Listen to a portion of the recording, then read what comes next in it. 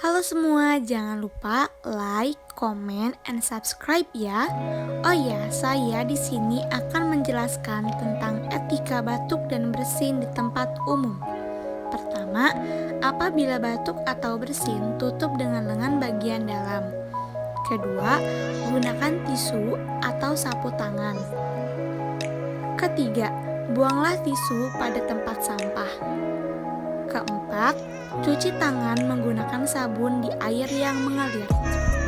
Terima kasih sudah menonton video ini. Jangan lupa share ke teman-teman kalian ya.